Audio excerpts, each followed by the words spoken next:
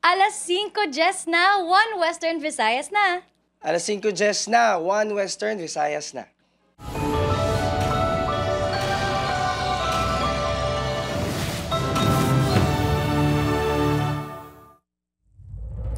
Mga balita nga atong tutukan subong nga Martes, saka pasahe sa mga traditional nga public utility jeepney gintunan sang LTFRB kung ipatuman bangon sa pagmahal sa mga balaklon kag padayon nga pagsaka sang presyo sang gato. Ginaduso nga 15 pesos nga minimum fare sa mga traditional PUJ sa Western Visayas, ginatalakay na sang LTFRB Technical Division. Isa ka tanod pilason matapos nga nabunan sang nagtambag sa away sang duwa ka upod sini nga tanod sa La Paz, Iloilo City. COMELEC, PNP kag Philippine Army nagsapol sa seguridad sang eleksyon sa Negros Island Region. Punong barangay sa Barangay Concepcion, Iloilo City ginakwestiyon ang DPWH-ICDEO sa wala gihapon matapos nga multi-purpose building. Ka-graduating college student nagahimo sang matahom nga mga crochet artworks agud makabulig sa iya pag-eskwela. Ini ang GMA Regional TV, 1 Western Visayas. Mayong hapon mga kapuso, ako si Gertrude Charlatan. Pila ka mga pasahero kag jeepney driver magkatuhay ang opinyon sa ginaduso nga 15 pesos nga minimum fare sa mga traditional nga jeep. Si John Sala nakatutok live sa Barangay San Pedro, Haro, Iloilo City. John?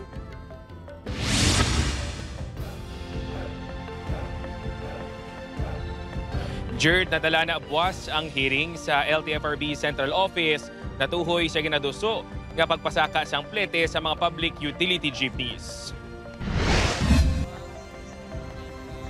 Adlaw-adlaw nga kalbaryo ni Manong Jonel ang pagkubyot halin sa ilabalay padulong sa opisina. Pangod nga nagakinot, dako kuno nga palaligban para sa iya kung magsaka ang minimum nga plete sa mga jeep.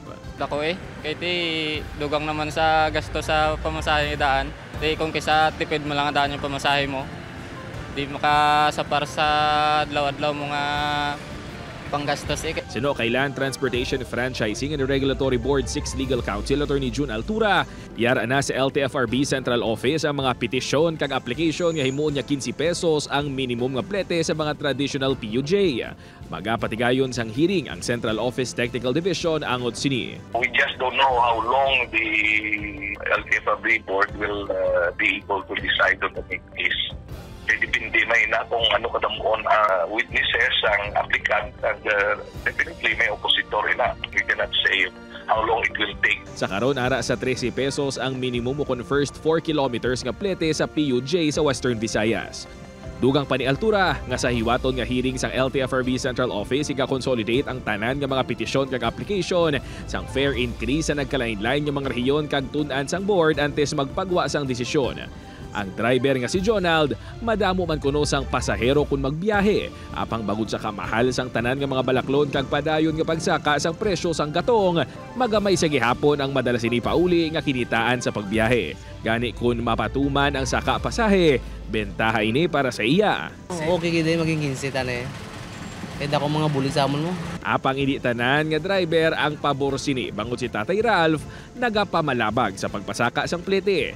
Matuod na ko ini nga bulig para sa ila. Apang kaluluoy man kuno ang mga pasahero, ilabi na ang mga estudyante. Sakto-sakto lang bla para may ano ka man sa imo nga makabataan may panghatag allowance man no. Pareho lang kami man.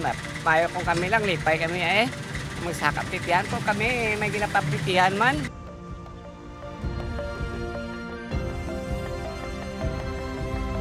Jert, sa nasambit nga hearing, may mga matambong man nga mga persona o kung grupo nga nagapamatok sa ginaduso nga fare increase. Jert? Madamo gin nga salamat sa update kapuso John Sala. Isa ka tanod pilason matapos nga nabunan sa nagtambag sa away sang duwa ka upod sini nga tanod sa Barangay Kaingin, La Paz. Si Kim Salinas nakatuto. Igo sa nawala nga paa ang naagom sang 52 anyos nga barangay tanod nga si Avelino Nepueto Jr. sang aksidente nga nabunan sang nagtambag sa away sang duwa sa mga pod sa Tanod Outpost sang barangay Kaingin Lapas pasado alas 8 kagabi. Sa investigasyon sang Lapas Police, una nga nagluntad ang komosyon sa tunga sang duwa ka tanod nga ginkilala kanday Ricardo Lunas Jr. 56 anyos, Deputy Chief Tanod kag Gabi Gabayaron 37 anyos. Ginpahayag nga ginakusaran ni Luna si Gabayaron nga nagapirma lang ini sa logbook apang wala naga-duty. Pagkatapos magpirma sa logbook ni Gabayaron, ginlampos niya ini rason niya ginkaakig ni Lunas. Naggabot sang kutsilyo si Gabayaron kag ginpahog si Lunas. Nation nga araman si Nepueto sa likod sini kag nagtuyo magtambag. Apang aksidente nga nawaklihan kag nabunan sang sospek. Instant talingan na nawaklihan ko sa isang katanod kaya ara sa likod niya purso sa isa katanod. Gindala sa ospital ang biktima samtang nagsurrender naman sa ila Chief Tanod si Gabayaron kag gindala sa police station. Wala naging kusturya sang kapulisan si Gabayaron kag nagdesisyon nga sa barangay na lang isettle. Ginbayaran sa sospek ang pagpa-ospital sang biktima. Bangod sa insidente, pagkasapulon sang punong barangay ang mga involvado, agad mahibuluan ang nagkakaigong atikang kung dapat bala suspendihon o kung kakson sa trabaho ang duwa ka mga tanod nga nag-away. Ihambal isa-isa nila nga gutpo sa isa katanod para wala dabo gamo. Kagwitingan namon sa mga opisyal namon kung paano himuon ang natabo kung anong desisyon nila. Upod Kerumel Porquia, Kim Salinas, One Western Visayas.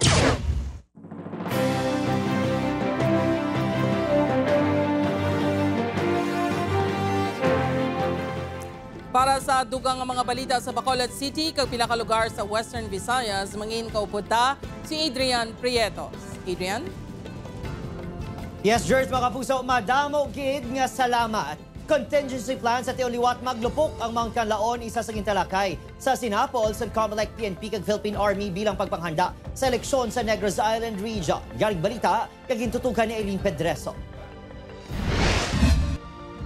Kapintatlo ka bulan antes ang 2025 midterm elections, 80% na nga handa ang COMELEC, PNP kag Philippine Army sa pagpasiguro nga mangin madinalagon kag malinong ang hiwaton nga eleksyon sa Negros Island Region.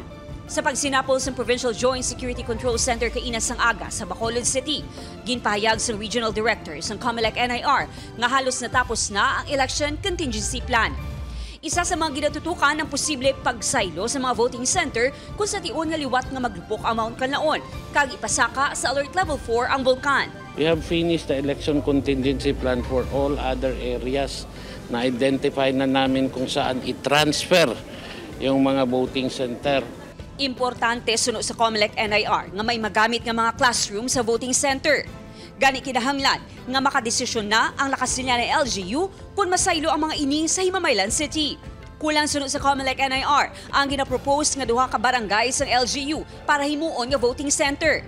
Ang gusto lang talaga ni Mayor is kung pwede, within lang sila sa La Castellana. May na-identify na 2 barangay.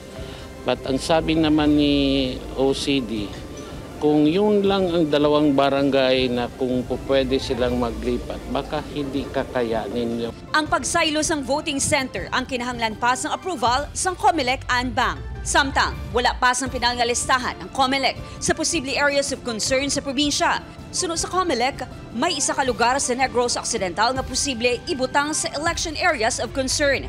Insurgency kag kinagamo ang ginatanaw nga rason sunod sa COMELEC kag kapulisan. Hindi pa sinabi kung ano yung mismong area, but yun nga, tinitingnan pa natin. Huwag muna natin ilabas kasi baka ma-preempt yung ginagawa natin na validation. Upod kay Ruel Bangoy, Eileen Pedraso, One Western Visayas.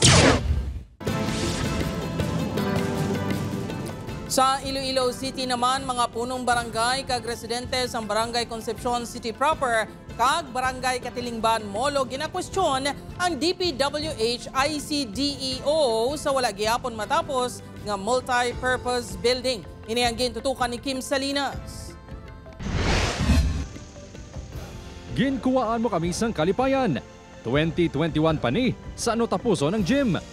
Pila lang ini sa mga tinaga nga nakasulat sa mga karatula nga nakasabit sa wala mahuman nga multipurpose building sang Barangay Concepcion City proper. Ang 2-story building ang magaserbe kun tani cover gym kag talipapa. Suno kay Teresa ang delayed nga proyekto. Ang halit sa ila bangon nagsaulog sila sang ila kapiestahan sa tunga sang dalan. Nagapangayaw naman ang mga kabataan sang barangay agud lang makahampang sang basketball. Lang tawab lang tsura. Tita ni way na lang naging guba. Kay mayo pa to sa una nagabasketball da. May pila naman ka pumuluyo nga nagakwestiyon sa pagkalihitimo sa nakasulat sa karatula apang wala ang mga ini nagpa-interview sa news team. Suno kay punong barangay Madonna Martin, siya mismo nagpasulat kag nagpatakod sa mga karatula. Nagalaw mining aliwat matalupangdan ang natenggang nga proyekto nga ulihin na obra sang 2023. Ang ina nga mga pamangkutan nun, halin sa mga pumuluyo o sa mga kabataan. Ginbutangan ko para matagaan man talupangdan. Iniman, ang ginpabutyag ang mga hibubunot sang pila ka mga residente sang barangay Katiling, Banmolo.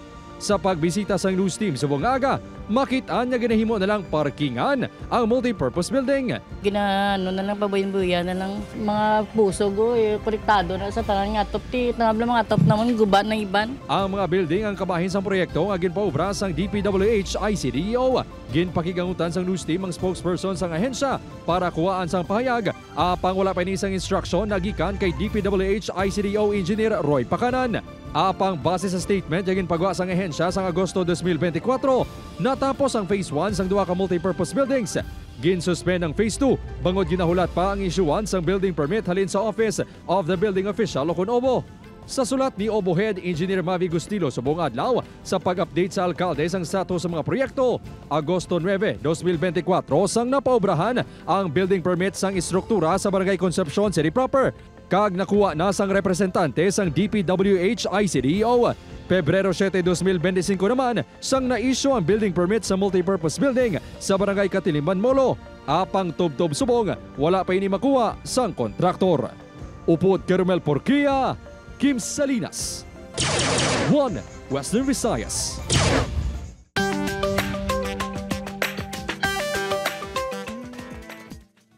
O bilib mga puso, graduating students sa Iloilo, inspirasyon ang dala. Bango sa pagtingwa sini sa pagsuporta sa iya pag-eskwela, pinagi sa iya crochet artworks. Ang iya istorya sa pagtutok ni Kim Salinas. Sa masabi ballpen, notebook, kagiban pangagamit ang ginadala sa mga estudyante sa pag-eskwela. Pero, ang 21 anyos nga college student sang Barangay Malawog, Santa Barbara, Iloilo nga si Saibel, ginasigurado gid nga may dala nga gamit sa paggansilyo adlaw-adlaw. Damo ko dala mga amoni yung 3 ka amoni. Tapos lain-lain color kag ang amoni yung ang fiber fill. Kadako sang bago tapos may dala ko nga mga gunting, cutter. Tapos ang lighter, ginakadawaran ako gani ko no kay may lighter takandara sa bag. Kaya ang bako ka na yung gansilyo ako. Inibangod, sa iya bakante nga oras sa eskwelahan, naanda na sini nga magansilyo kon ang ginatawag nga crochet. Pero hindi lang ordinaryo kundi crochet nga may upod nga art ang iya hugot sa iya mga obra. Ang mga obra sini, ginabaligyan niya sa sulod man o kung sagwa sang eskwelahan, paagi sa pagpost sa social media. Hindi man gid ako ang yakita, hapang dako nga bulig ini bangod sa lamharon nga edad na suportahan na sini ang pag-eskwela kag bisan gamay lang makahatag para sa pamilya. Tuig 2022 sang nagka-interes si Saibel sa crochet art bilang stress reliever. Sa una, ginahimo niya lang ini nga pangregalo apang madamo ang nanamian, rason nga iya ini ginhimo nga sideline. Feeling ko daw amo ni ako nga lucky char. Ginagamit ko kay raka daan baraydan sa paprint. Te amo na lang na ginabayad ko, wala na ko gapangayo kay nanay kay tatay. Subong nga graduating na siya sa kurso nga Bachelor of Science in Information Technology, dala sinigihapon ang handom nga mapadayon ang crochet art. Upod Carmel Porquia, Kim Salinas, 1 Western Visayas. Bantayan, nagapautang nga Indian National, ginhold up sa 2 ka lalaki sa Barotac Viejo, Iloilo. Isa ka suspect arestado. Ini ang GMA Regional TV, 1 Western Visayas. Mga kapuso, Land Transportation Office 6 ginatuna ang pag-deputize sa mga pulis kag emergency responder nga magagamit sang alcohol breath analyzer kontra sa mga hubog nga driver. Si John Sala nakatuto.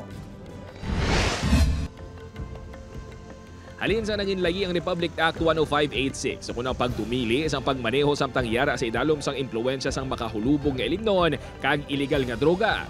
Isa pa lang ang na-record sa LTO Regional Office 6 nga nagpositibo sa alcohol breath analyzer. Ini ang 39 anyos ka negosyante nga nakabunggo ang ginamaneho nga salakyan sa concrete barrier sa Halandoni Street sa Iloilo City proper sang January 27, 2025.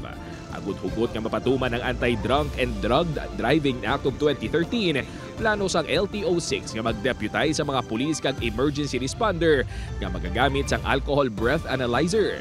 Sa tion nga makabalik na halin sa central office ang 15 ka units ang breath analyzer nga ginpaidalom sa recalibration. Ma-deputize ito sa kapulisan kaya ang mga first responders hindi man niya ang LTO. Ang first responders actually ang PNP. Kag ang mga emergency responders na itong syudad. 4 lang ka-alcohol breath analyzer ang ara subong sa LTO-6 na ginagamit kung mag-request ng kapulisan nga ipaidalom sa test ang mga naulamid sa vehicular incident kag kung magpatigayon sang checkpoint ang LTO. Sandig sa layi, makabig nga positibo sa alcohol breath analyzer ang isa ka private four-wheeled vehicle driver kung maglabot sa 0.05% pasakang alcohol intoxication. Samtang 0.01% naman sa mga for-hire, truck drivers kag motorcycle riders. Kung naga-operate na kinahanglan nga may body camera o kung cellphone nga naga-video sa enforcer kag sa subject. Tama, naging intoxicated ang driver, so amon siyang amon nga mouthpiece. Kaya dapat si driver siya ang ma-open kag siya ang ma-insert. Ang ma-insert sa mouthpiece sa aton nga alcohol breath analyzer kit. So if hindi na gid, that's the time nga mambal kita, no? Sir, i-assist ka tamon, kami ang ma-open sang mouthpiece, kami ang ma-insert. Upod kay Cirilo Renduque, John Sala. 1 Western Visayas. Mga puso, halong naka-record ng Bacolod City Health Office o kung CHO sang 11 nga napatay bangon sa leptospirosis subong nga tuig. Ini ang residente sang barangay Villamonte nga si Carlo Magbanwa, 52 anyos. Kinapahay nga masami nagaubog kag nagapanglimpyo sang kanalang biktima nga wala sang suksok nga botas. Nahibaluan nga nagatrabaho man ini bilang construction worker kag tubero. Nakabat siya inisang pagpinot sang dughan kag indala sa ospital sang Enero 25 apang napatay sang Enero 26. Subong Pebrero may 4 na nga kaso sang leptospirosis sa syudad sunod sa record sang City Health Office. Naglain ako ng pamatsyag ko pila ka days, ipabayaan lang, wala sila nagtanto sa health center. Ang tiilya, kung sakit nila sa sanggusa, wala. Kasi apin pa kagaulan.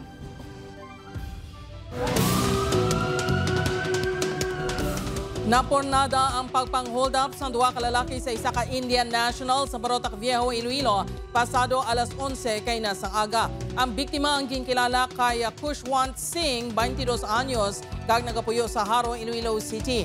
Nagaruta ang biktima sa Sara Kagahoy sa pagpanukot sa pautang. Sang ini ang padulong na sa Barotac Viejo, ini ang nasundan sa 2 ka lalaki nga sakay man sa motorsiklo. Pagabot sa barangay San Juan sa mga banwa, ila ini ginbanggaan kag gin-hold up. Nakuha sa biktima ang koleksyon sining 4,500 pesos.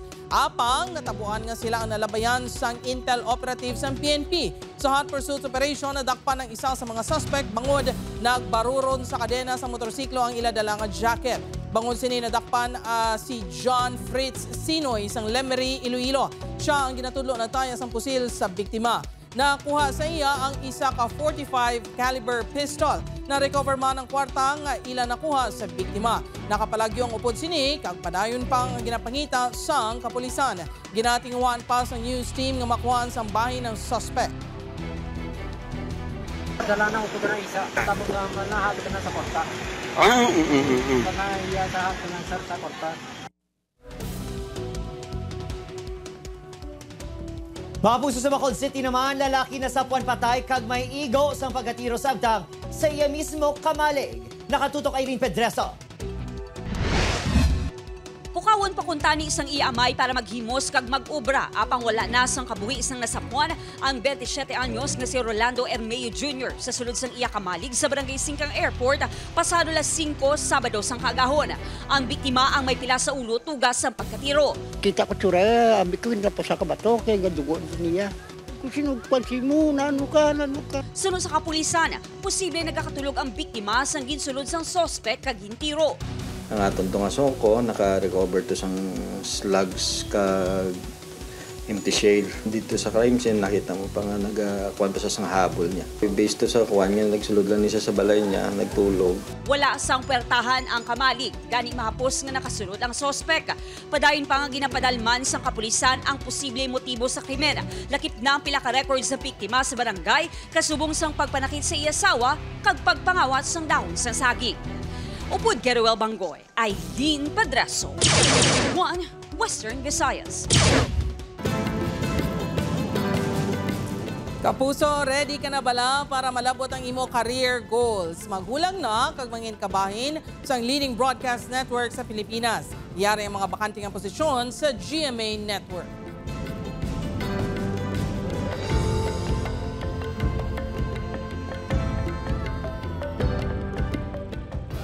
Sa mga interesadong aplikante, pwede ka mong magbisita sa www.careers.gmanetwork.com.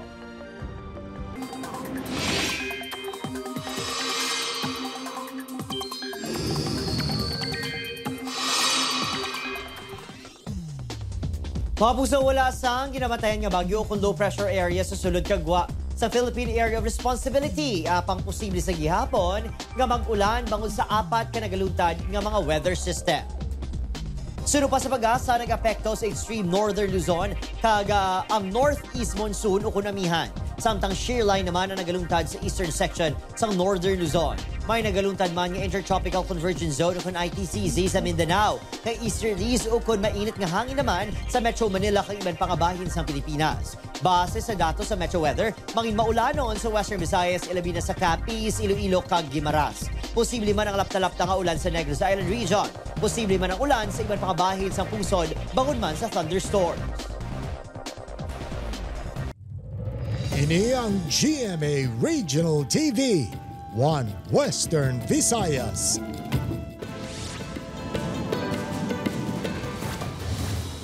Naglabot sa masobra 2.4 million pesos ang na-recover sang kapulisan sa separado nga drug buy-bust operation sa Bacolod City. Sa Barangay 3, arestado sanday alias Jason, isa ka high-value individual, kag alias Charles, kag alias John Ray, pareho nga street-level individuals, matapos makuhaan sang 150 gramos sang suspected shabu, nga nagalabot sa masobra 1 million pesos ang balor. Sa Barangay Takuling, arestado naman si alias Kenneth, 31 anyos, isa ka high-value individual. Na-recover siya ang 220 gramos nga suspected shabu, nga nagabalor sang 1.4 million pesos. Pilason ang katapos ng Philippine Army nga si Alford Tito, 40 anyos, matapos gintiro sa Barangay Palampas, San Carlos City, Negros Occidental. Suno sa kapulisan, sakay sa motorsiklo ang biktima sang gintiro sang duha ka mga lalaki. Sa hot pursuit operation, nadakpan sang kapulisan ng mga sospek nga sanday Jobert Salazar, kag Alfie Raganas, sang Banwa sang Calatrava. Na-recover sa mga sospek ang armas, bala, granada, marijuana kag suspected shabu nga nagabalor sa masobra 1 milyon ka pesos. Ginapadalman pa sang kapulisan kung miyembro sang gun for hire ang mga sospek kag kung ano ang motibo sa mga ini. Mga kapuso, LTO-6 nagapanawagan sa mga nagabakal sa second-hand nga salakyan nga tsekyaron sa ila opisina ang papeles sa salakyan antes sinibaklon agud hindi mabiktima sang rent tangay. Si John Sala nakatuto. Nakadangat na sa opisina sa LTO-6 ang report na tuhoy sa renta ngay modo sa diin ginabaligyan ng mga biktima sa mga salakyan nga ginkawat. Bago sini nagapilar ang LTO-6 sa mga nagatuyo magbakal sang second-hand nga salakyan nga magpakigangot sa ila opisina o sa Highway Patrol Unit sang PNP antes magtransaksyon. Way manaya bawal makatudi para nga magpa-check lang sa papeles. Maski din siya, no, we have so many offices, no, all over. Makita tama na sa system. Nagbigan nga si Managin kasa sa Molo PNP ang entrapment operation sa 2 ka persona nga nagabaligya sang ginkawatan nga salakyan. Natukiban man sa kapulisan nga masobra pulo na ang ilang mga nabiktima sa probinsya kag syudad sang Iloilo. Si Manong Sani naabtan sa news team nga nagaparehistro sang iya salakyan sa LTO6. Suno sa iya antes magpatigayon sang transaksyon, hugot gid sini ginatsikiyar ang tanan nga mga dokumento. Yes sir, basta magano tapos ginatanaw mo gid na siya mga chassis kag engine number ya kung sakto gid. Magluwas sa pagtsikyar sa opisina sa LTO, madamo man sa pamaagi suno kay Attorney Hiruspan nga may baluan kung bala kinawatan ang salakyan. Kung wala sa CR, no? Wala sa CR, mo na sa red flag. Ikaduwa, dapat tani, no? Mas mayo tani kung nara ang tag-iya mismo sa salakyan o authorized representative. Samtang napasaka na ang kaso nga estafa kag falsification of documents sa duwa ka mga suspects ang renta nga sa Molo. Nakagawa naman ang duwa ka mga arestado matapos makapiyansa. Upod kay Cirilo Duque, John Sala. 1 Western Visayas.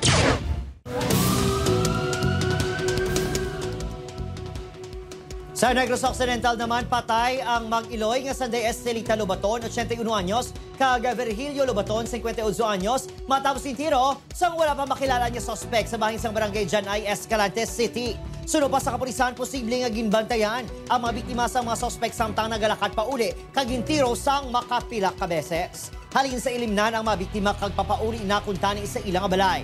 Dugang sa kapulisan, posible may kaamtanan sa anay kaso sa lalaking biktima ang ginatanaw motibo sa krimen. May persons of interest na nga ginatutukan ang kapulisan sa insidente.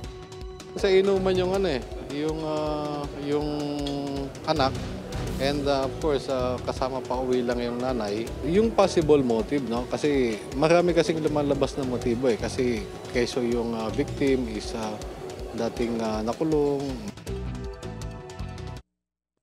Kapuso programs kag personalities daog sa 10th Platinum Stallion National Media Award 2025. Si Julius Bilacaol nakatuto. Good morning mga igan. Good morning US Barkada. Good morning. Liwat nga nagarangkada ang Kapuso programs kag personalities sa 10th Platinum Stallion National Media Award 2025 sang Trinity University of Asia. Ginkilala ang GMA Network bilang TV Station of the Year. Kapuso, umpisa natin ang balitaan higit sa isinasa. Regional TV Network of the Year naman ang GMA Regional TV. 24 oras ang Best TV News Program of the Year. Ang isa sa mga anchor sini nga si Vicky Morales, ang Female News Anchor of the Year. Ang isa pa ka programa ni Vicky nga Wish Ko Lang, ang ginkilala nga Best Public Service Program. Sa 24 oras Game Changer segment host Martin Javier, ang Best TV Sports Program host. Si State of the Nation Anchor Ato Maraulio, ang Male News Anchor of the Year. Ang top rating public affairs show nga Kapuso mo Jessica Soho ang Best News Magazine Program. Ang 25 years nga public affairs show nga nagahatag sa mapuslanon nga dokumentaryo ang Eyewitness, Best Documentary TV Show. Ang isa pagid ka 25 years naman nga nagahatag sang serbisyo, balita, impormasyon kagasadya. Ang unang hirit, ginkilala nga Best Morning Show. Ang Sope Radio DZBB, ang Best AM Radio Station of the Year. Isa pa rin sa kaaway. Gawin mo na ang kaparasang ibig. Ginkilala man ang hit Kapuso Family Drama Series nga Pulang Araw bilang Best Primetime Drama Series kag Socially Relevant TV Series. Subong man ang iban pagid nga Kapuso personalities.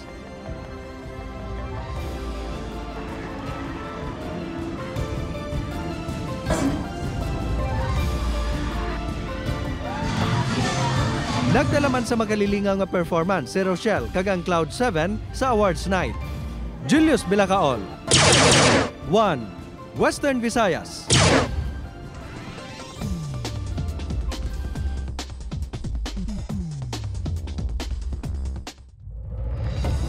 Mga kapuso, mahimo nyo malantaw ang ining episodes sa GMA Regional TV official website www.gmaregionaltv.com. Pwede man mabisita kag i-click ang subscribe button sa GMA Regional TV official YouTube channel para sa mga updated nga balita. Sa aton mga kapuso diri sa Western Visayas kag subong man sa aton mga kapuso abroad, madamo gid nga salamat sa pagtutok. Mag-isa kita kag hibaluhon ang mga balita tungod local news matters. Ako si Gertrude Charlatan, ini ang 1 Western Visayas, bugos nga puwersa para sa mas dako nga misyon kag mas masangkad nga pagserbisyo sa pungso.